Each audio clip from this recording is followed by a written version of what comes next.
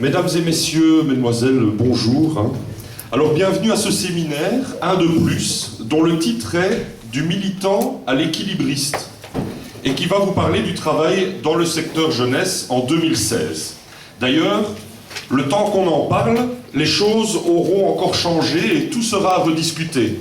En 2017, ce qui aura été dit ici, nous, vous, semblera peut-être lointain, obsolète, idiot même.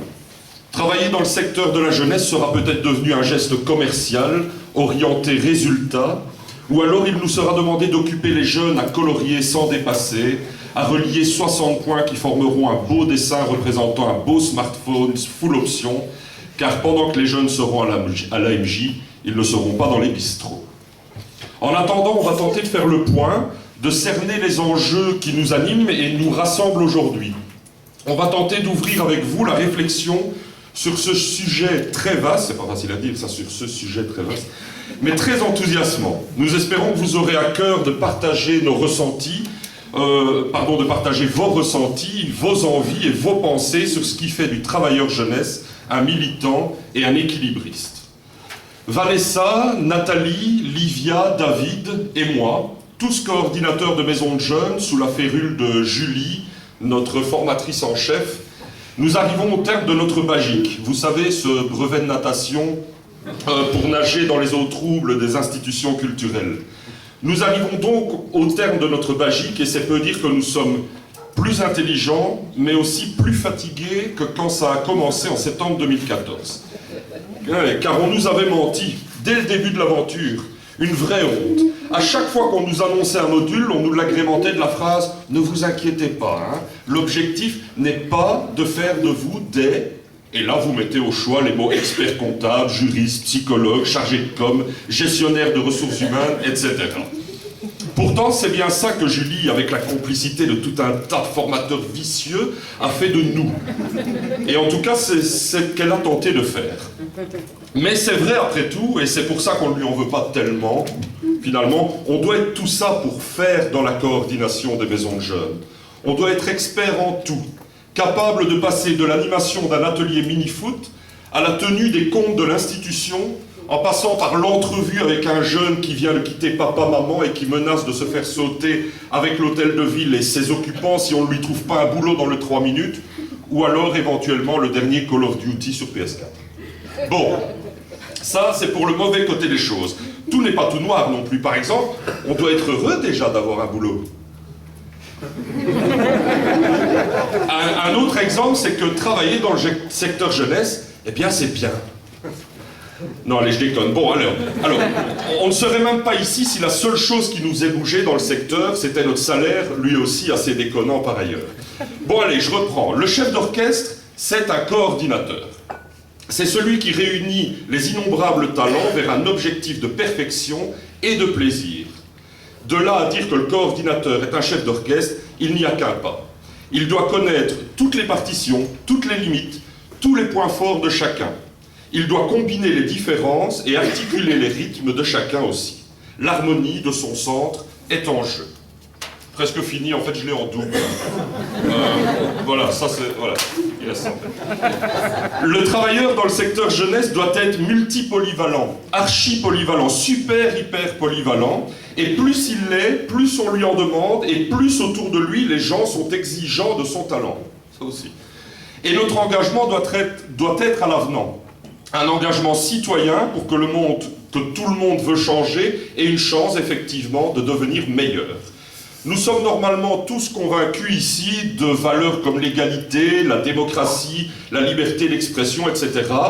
Même devant un raciste primaire, un petit conchevignon, comme disait Renaud, ou un fils de Premier ministre, on attend d'un travailleur du secteur jeunesse qu'il mette en œuvre toutes ces valeurs et soit un exemple pour le monde entier. L'œil sur l'horizon, le torse bombé, le regard fier, et pourquoi pas, le revers de la main sur le front. Voilà, c'est en tout cas notre vécu, c'est une partie de ce qui a jalonné ces 2 années où nous avons échangé et appris. C'est en lien avec ces réflexions que nous avons produit les cartes que vous avez découvertes à l'entrée, que vous avez normalement tous, une façon de déconstruire ces vérités sur le travail dans notre secteur.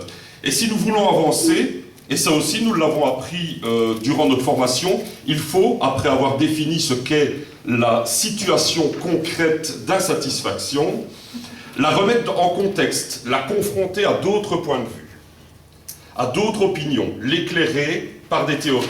C'est ce que nous voulons faire avec vous ici, explorer avec d'autres les questions qui nous animent, à savoir la démocratie dans les associations, l'engagement des travailleurs, la participation des jeunes, leur formation en tant qu'acteurs de demain, ou encore le sens d'une maison de jeunes aujourd'hui, en 2016.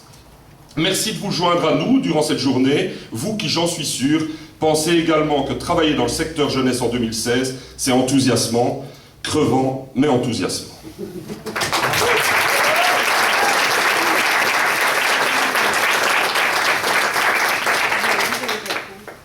Voilà, merci Gontran. J'ajoute juste un tout petit mot à cette introduction qui a été faite rédigée collectivement par les Bagiciens.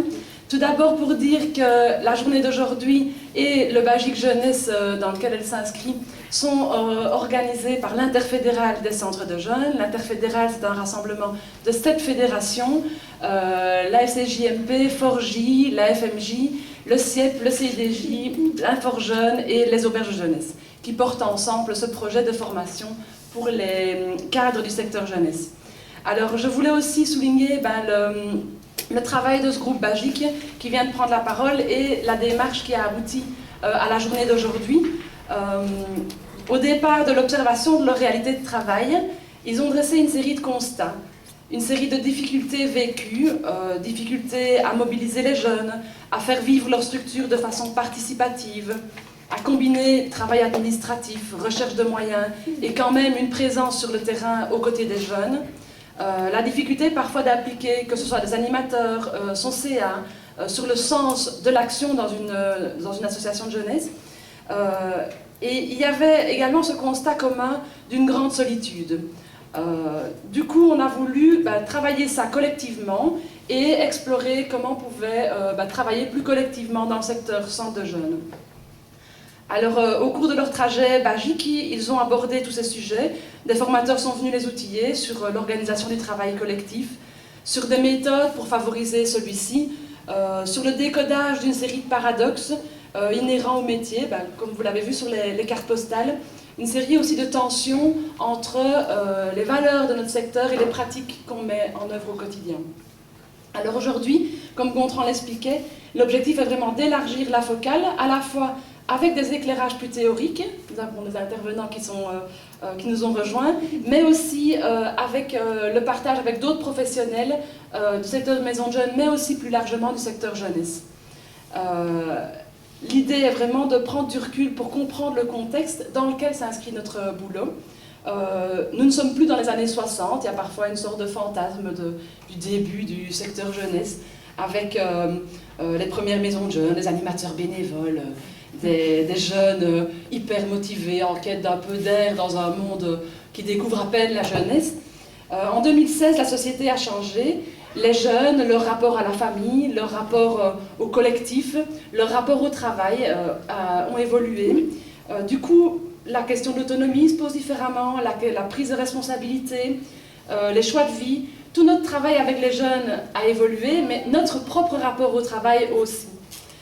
Pour nous aider à comprendre cette évolution, c'est Vincent de Corbiter qui va ouvrir la matinée.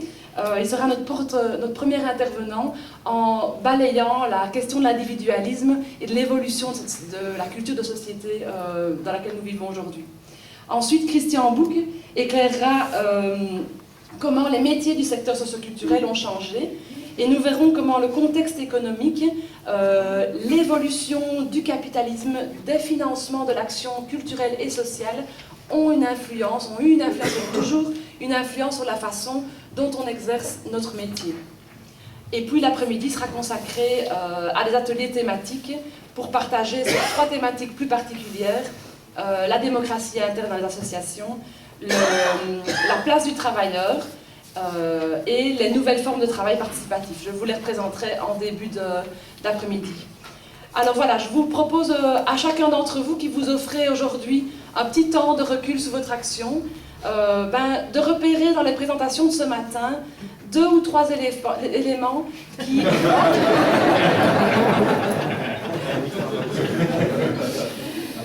trois éléments donc, qui font écho à votre vécu, à votre pratique, et nous pourrons en débattre en fin de matinée avec les intervenants de ce matin. Bienvenue à tous. Il reste de la place encore un petit peu ici. Il y a une place là, il y en a là-bas. Et alors, sinon, il reste des chaises à l'accueil. Voilà.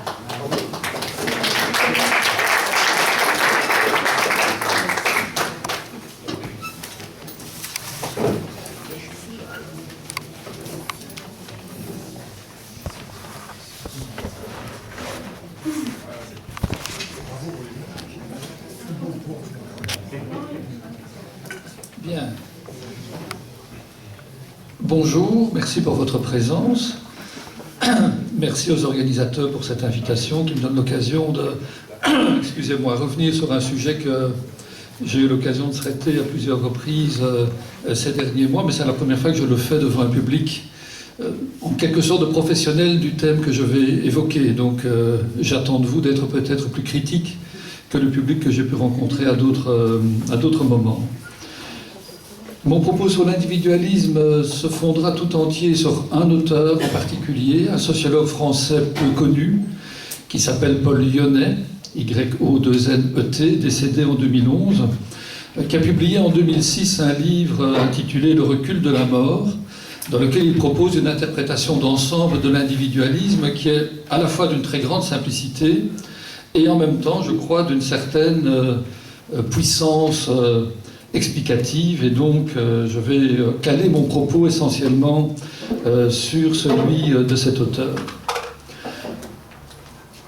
Le thème central du livre de Yonet consiste à montrer qu'il y a une mutation fondamentale qui s'est opérée dans les sociétés occidentales à partir de l'après-Seconde Guerre mondiale.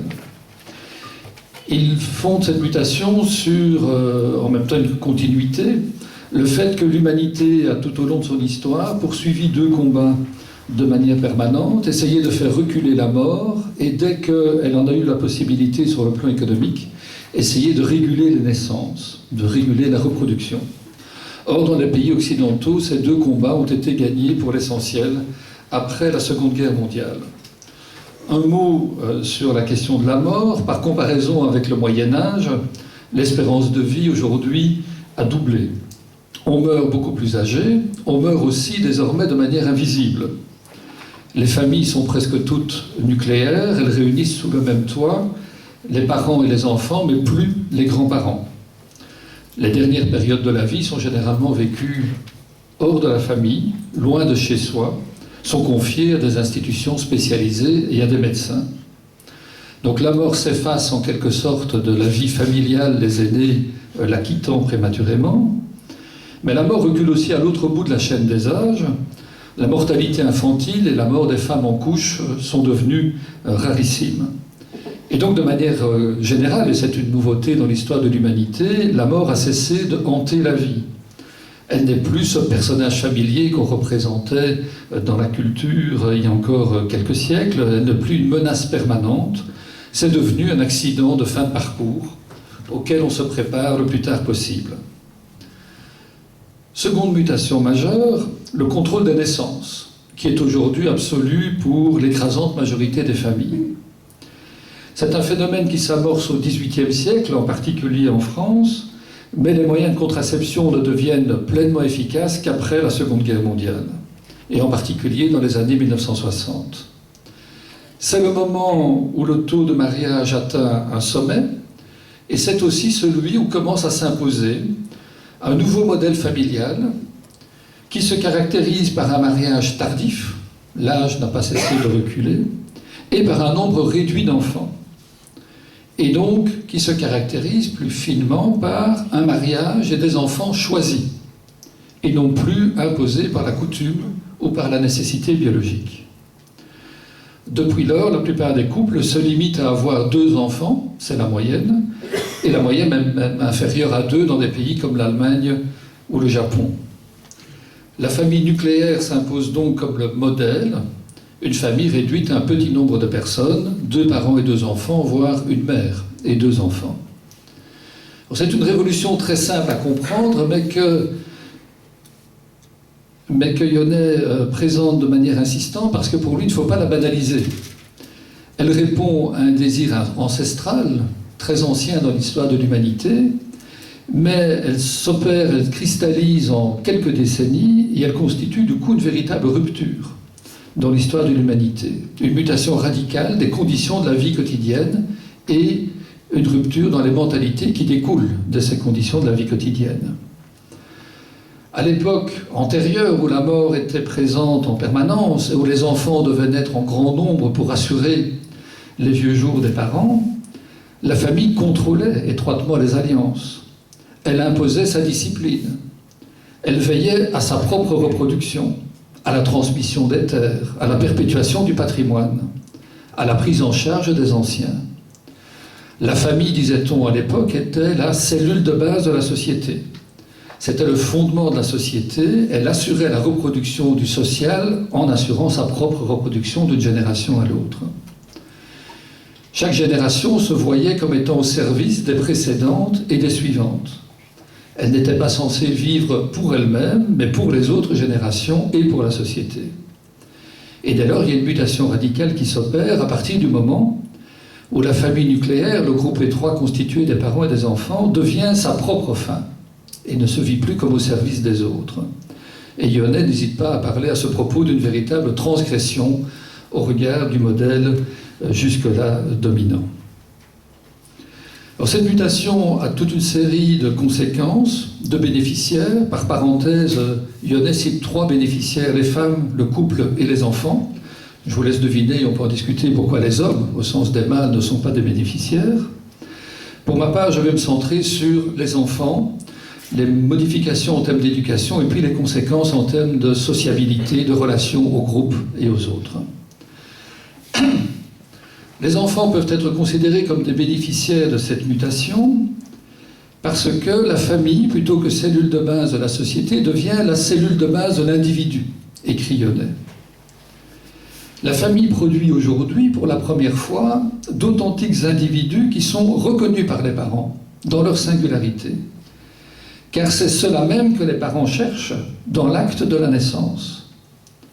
Chaque enfant devient individuellement souhaité parce qu'il a été choisi, voulu. Il vient dans la vie de la famille au moment qui a été décidé.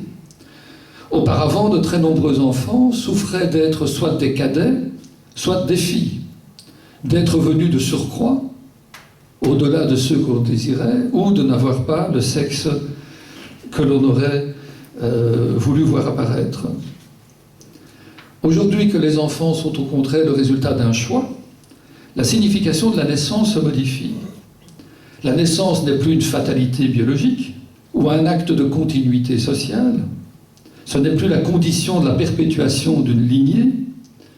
L'enfant n'est plus un moyen ou un accident. L'enfant devient une fin, une finalité. L'enfant devient ce que Yonnet appelle l'enfant du désir, le fruit du désir d'enfant. Il est choisi, voulu, attendu. Il constitue la finalité même de l'enfantement et de la constitution d'une cellule familiale. Et donc cet enfant qui est désormais né d'un désir d'enfant est par principe irremplaçable aux yeux de ses parents. Et il est accepté tel qu'il est. Il ne doit pas être dressé ou redressé, mais tout au plus accompagné ou canalisé. Il ne doit pas conquérir sa personnalité contre ses parents, en s'opposant à son milieu, en essayant de s'en émanciper. Il conquiert au contraire sa personnalité grâce à ses parents, en s'appuyant sur eux, sur leur amour, sur leur bienveillance. Et dès lors, pour Yonnet, contrairement à la représentation commune qui fait de l'individualisme un acte de protestation contre la famille ou contre la société, l'individualisation s'opère par l'origine, par la famille, et pas contre cette origine. C'est une position sans opposition. L'enfant s'individualise, sa personnalité est pour lui une évidence, parce qu'il est un objet privilégié d'attention et d'amour. Il est encouragé à exprimer ses désirs et ses attentes, parce qu'il est né d'un désir et d'une attente. Cette situation radicalement nouvelle conduit dès lors à un changement spectaculaire en matière d'éducation. Et Yonnet insiste sur le fait que beaucoup des principes pédagogiques qui sont aujourd'hui pour nous des évidences étaient en fait profondément novateurs il y a encore un demi-siècle et auraient été inconcevables il y a un siècle. Avant la Seconde Guerre mondiale, aucun doute ne planait sur une foule de pratiques et de préceptes qui avaient en commun de dessiner une hiérarchie abrupte entre les générations. Les parents et les enseignants avaient le monopole de la règle, les enfants et les jeunes avaient le monopole de l'obéissance. Quelques exemples.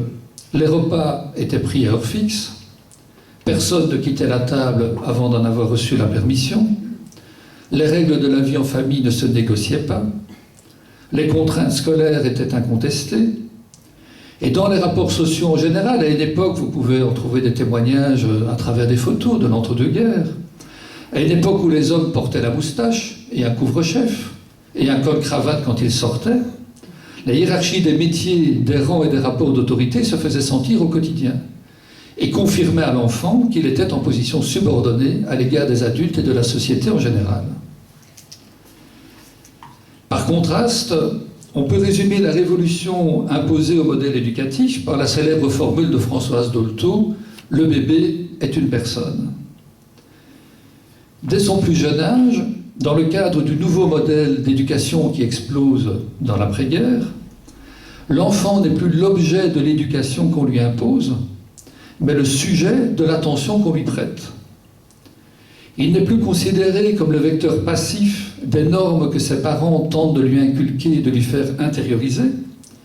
Il est considéré comme l'acteur de sa propre vie.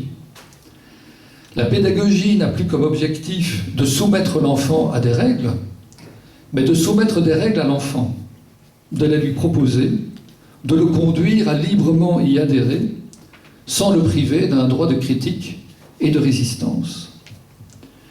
L'éducation veille d'abord à l'autonomie de l'enfant.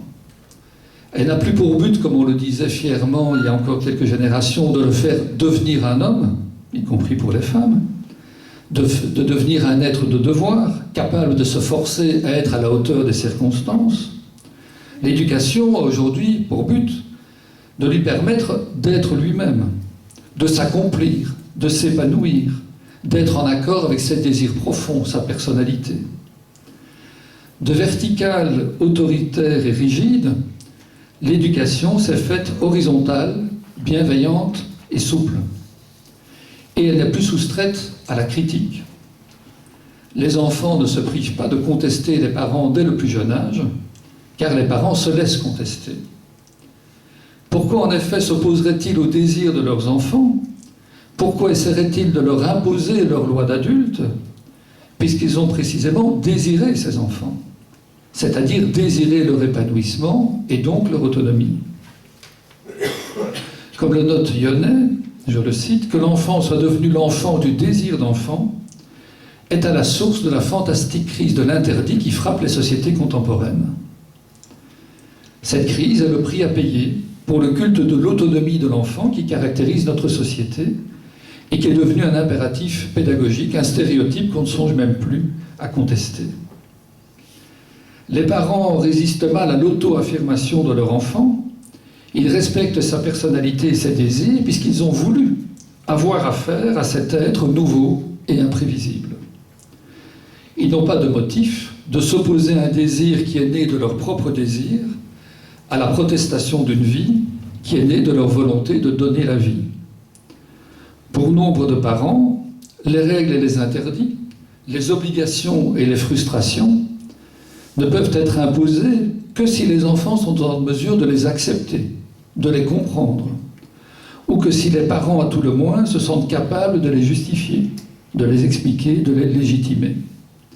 Et il s'ouvre ainsi dans les familles, je peux en témoigner, un immense espace consacré à la mise en débat des normes parentales, alors que dans le système antérieur, la règle était supposée légitime du seul fait que l'adulte l'énonçait. Cette révolution de l'éducation touche aussi l'école. On observe à l'école tout d'abord le même phénomène de contestation de la règle, parfois et même souvent avec l'appui des parents. Les enfants mettent en cause l'autorité des professeurs, la pédagogie utilisée, les contenus enseignés dans certains cours, le caractère impersonnel ou obsolète des règlements d'ordre intérieur.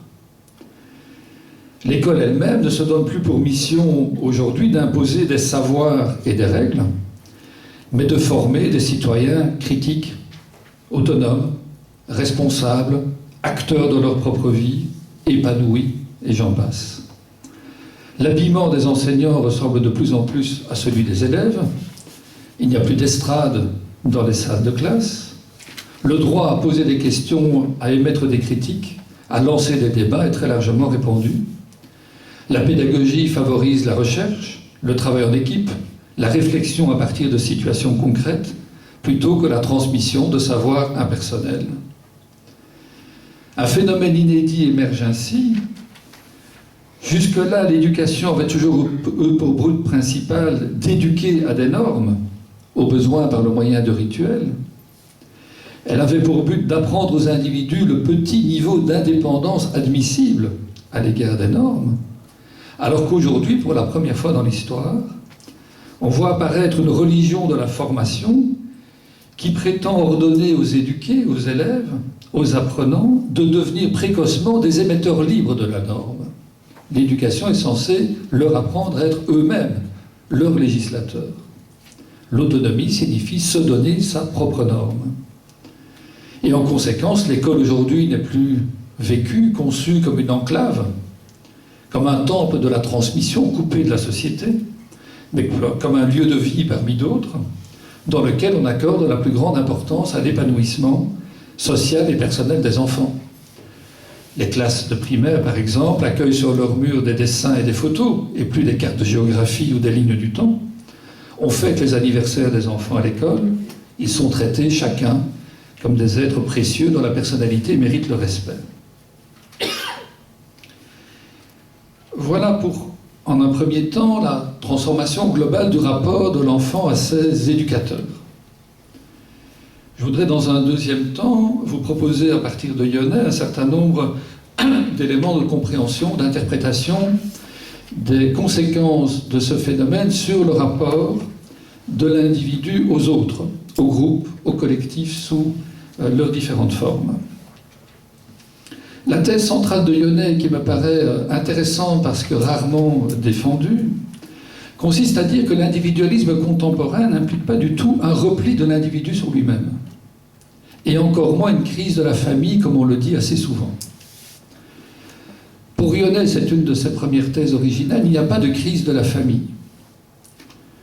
La diminution du nombre d'enfants, la multiplication des divorces et des séparations, le recul de l'âge du mariage, l'union libre, l'apparition de couples atypiques, tout ça ne révèle pas pour Yonnet, contrairement à ce que disent beaucoup de sociologues, une crise de la famille.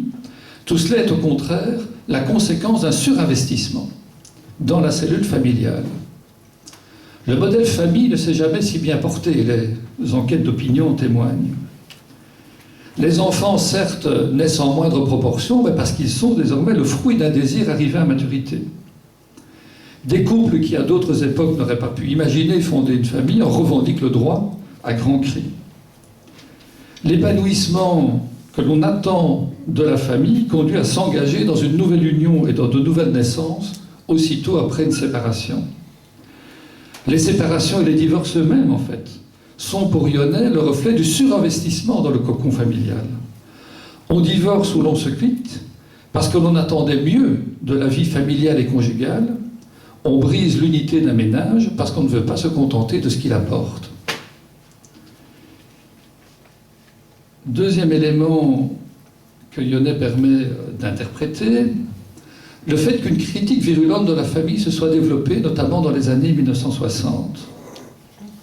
Cette critique a battu son plein autour de mai 68, et pour Yonnet, c'est un symptôme de la mutation qui était alors déjà en cours, cette mutation que je tente de vous décrire. On dénonce à l'époque très violemment la famille, parce que la famille est jugée incapable, sous sa forme traditionnelle, d'assurer l'épanouissement des personnes qui la composent. Parce qu'elle est jugée frustrante, voire pathogène, inapte à satisfaire les aspirations, le développement personnel des enfants et des jeunes. Or, une telle dénonciation de la famille traditionnelle n'a de sens que si les individus s'inquiètent déjà de leur épanouissement et de leurs aspirations, que s'ils se sentent en droit de les revendiquer, parce qu'ils vivent désormais dans des familles aimantes où leur droit à vivre et à s'épanouir est pleinement reconnu, et qu'ils revendiquent le droit pour tous de bénéficier de ce cadre d'autonomie et de bienveillance. La dénonciation de la famille à l'ancienne a été rendue possible par le fait que la famille avait déjà commencé sa mue, et cette dénonciation ne signifie en aucune manière que nous assisterions depuis à une crise de la famille, mais plutôt à un remodelage de sa signification. Je passe à présent au rapport plus large de l'individu à ses pairs ou à la société. En ce qui concerne la société ou les instances sociales les plus englobantes, la thèse de Yonnet est que l'enfant né dans une famille composée d'un père et d'une mère qui ont voulu sa naissance sent très concrètement tout ce qu'il doit à ses parents, à leur lien de couple, à leur désir d'enfant. Et du coup, il entretient un autre rapport à la société.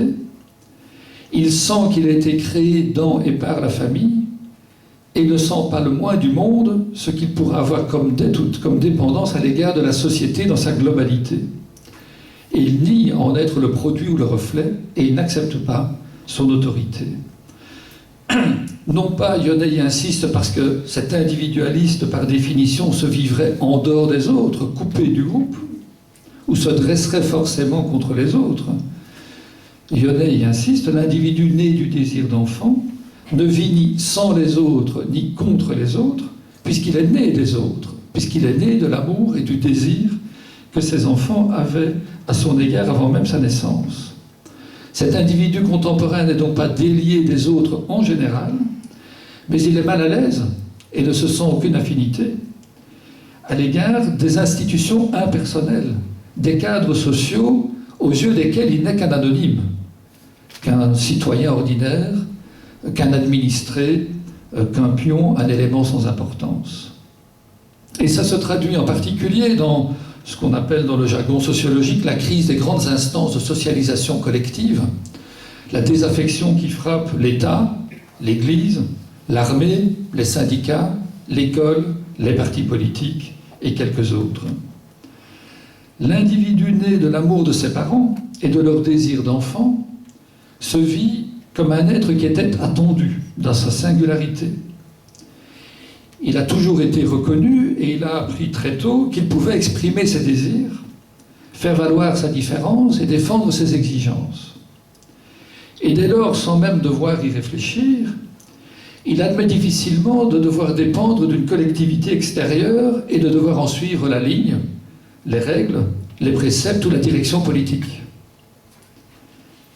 Il s'insère très difficilement dans une institution et un projet préétabli, imposé par les générations antérieures, dans lequel il ne pourrait pas se faire reconnaître dans sa singularité. Là, il ne trouve pas pleinement sa place. Ça ne l'empêche pas de s'engager, d'adhérer, de s'inscrire dans un collectif, mais il le fait désormais de manière conditionnelle et critique, sans s'interdire de contester, et en n'hésitant pas à rompre avec l'institution, avec le groupe, s'il se sent en désaccord avec elle ou avec lui. Yonnet note par exemple qu'il est devenu très difficile aujourd'hui d'argumenter en faveur de la nation ou de l'État ou d'un quelconque intérêt général, parce que nos sociétés sont devenues individualistes. Mais cet individualisme donc n'est pas une conséquence de cette crise des instances de socialisation ou de la crise des idéologies, comme on le dit parfois, c'est plutôt une des causes fondamentales de cette double crise des instances de socialisation et des grandes idéologies englobantes. Alors je l'ai dit, tout ceci n'empêche pas des engagements, y compris de la part des jeunes, y compris sur des terrains politiques, sociétaux. Mais on le voit bien avec le phénomène des indignés, ou de Nuit debout en France, ou d'une initiative comme toute autre chose en Belgique. Ces engagements consistent de plus en plus à s'inscrire dans des groupes égalitaires, faiblement structurés, qui refusent d'avoir un leader, qui refusent d'établir un programme déterminé et imposé à tous. On s'inscrit dans des groupes qui n'ont pas de doctrine, dans lesquels chacun peut faire entendre sa voix, contribuer à la définition de la ligne ou des décisions, des groupes aussi qui cultivent une très grande sociabilité interne, que ce soit par la coexistence physique ou par l'usage des réseaux sociaux. Ce type de collectifs, autogérés et horizontaux, prend le pas sur les structures traditionnelles comme les partis, les syndicats, l'Église, parce que l'individu né dans une famille nucléaire et aimante, plutôt que d'obéir à des règles extérieures ou d'intérioriser des normes apprises, se conçoit spontanément comme devant être à l'origine de ses propres liens sociaux. Il ne veut pas les subir, il veut contribuer à les créer. Il ne veut dépendre que de soi ou de ceux dont il a choisi de dépendre. Il veut retrouver dans les rapports sociaux la relation de confiance, de chaleur, d'ouverture qu'il a connue avec ses parents, avec qui il entretient des rapports privés et affectifs et non pas des rapports formels et froids comme dans une institution. Il cherche donc à créer sa propre collectivité ou à s'insérer dans une collectivité à taille humaine, à choisir ses relations, ses amis, ses copains, ses frères ou ses potes, à s'insérer dans des communautés de goût et d'action.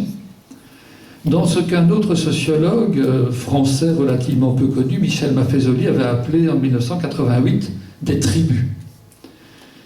Je fais un détour par la théorie de Maffezoli sur les tribus parce qu'elle permet d'achever de bien marquer la singularité de la position de Yonnet. Ils n'ont pas la même thèse sur cette question des tribus. Maffezoli, qui est un des premiers à étudier ce phénomène des tribus, ces lieux d'appartenance qui se sont multipliés dans notre société et qui sont des appartenances souples sur des bases apparemment secondaires, des groupes musicaux, des pratiques sportives, un langage codé, un voisinage de quartier, un style vestimentaire, une forme de loisir. Ces tribus, Maffezoli les a interprétées, c'était la thèse de son livre, comme le signe d'un déclin de l'individualisme.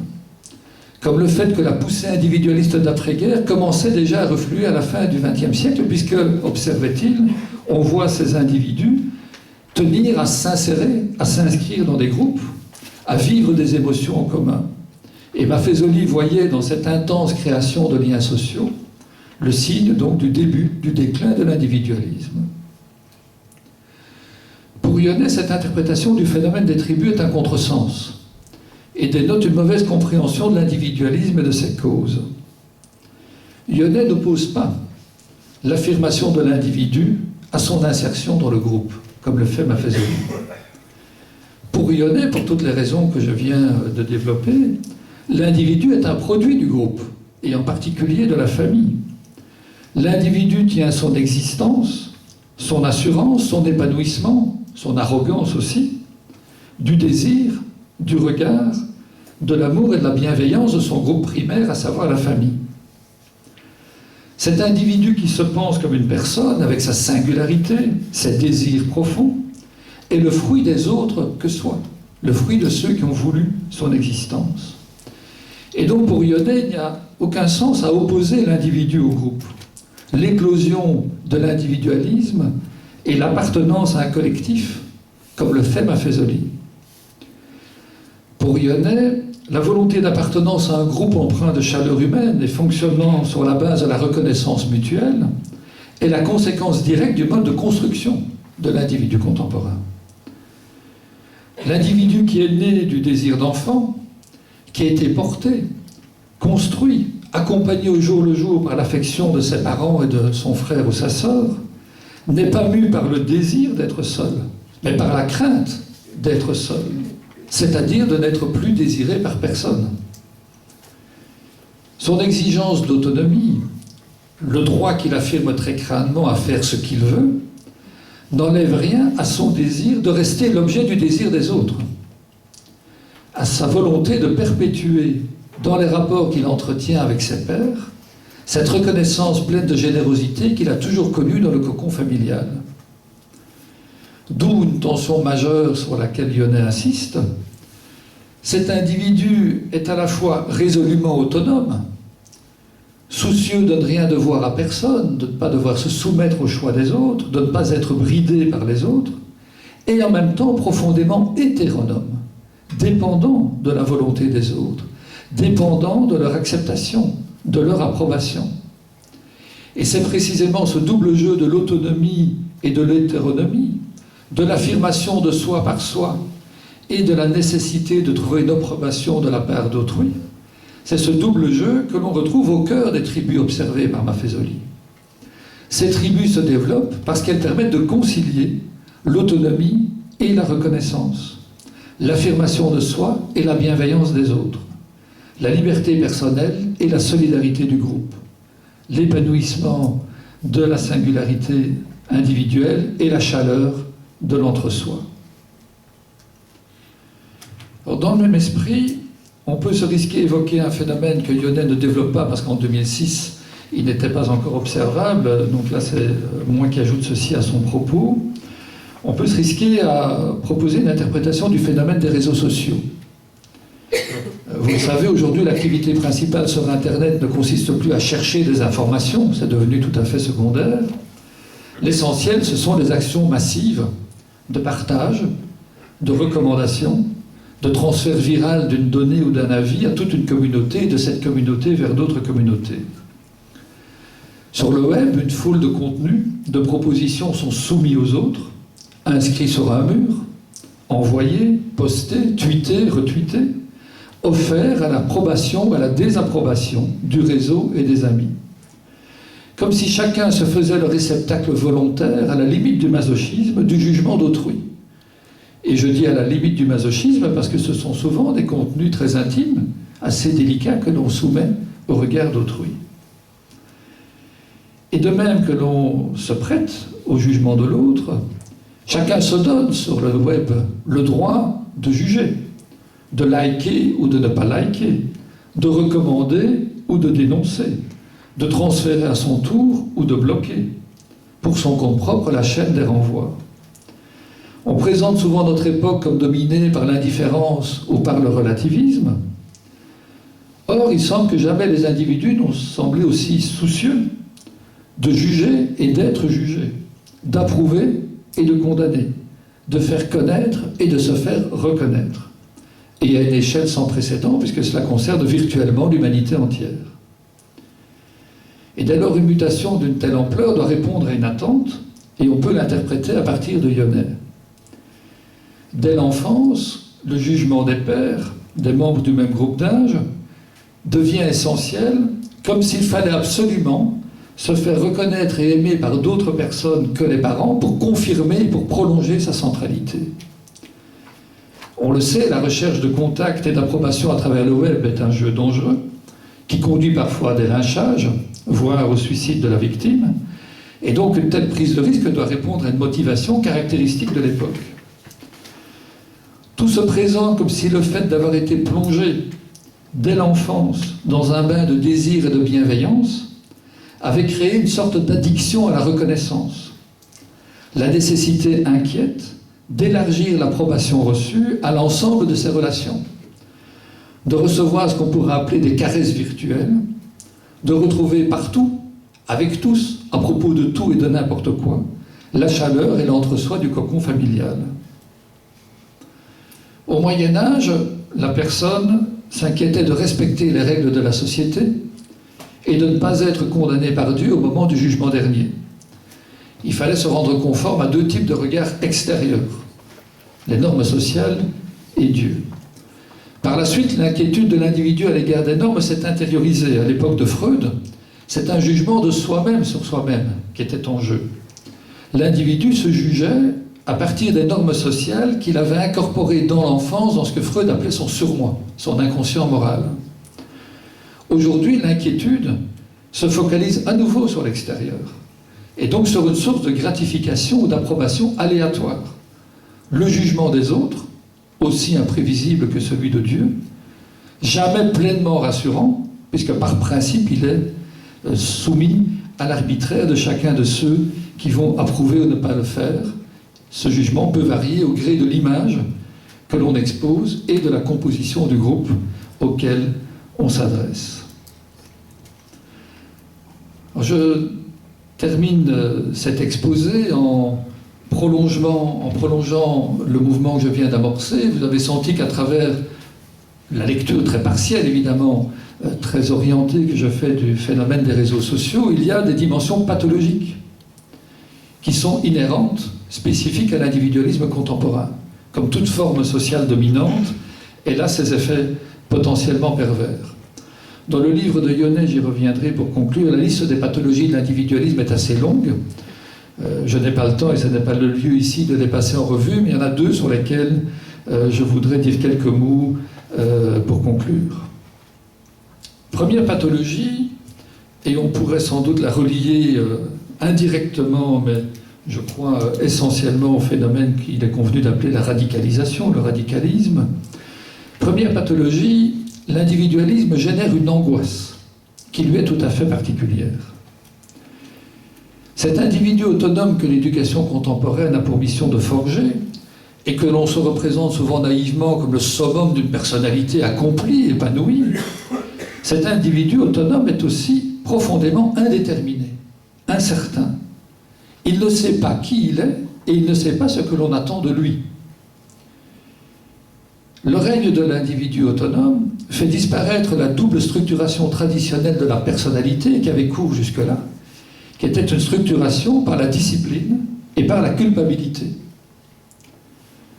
Aujourd'hui, cette structuration ayant disparu, il en résulte un individu beaucoup plus libre, émancipé, à l'aise face aux normes sociales ou aux normes morales, mais aussi un individu beaucoup plus anxieux.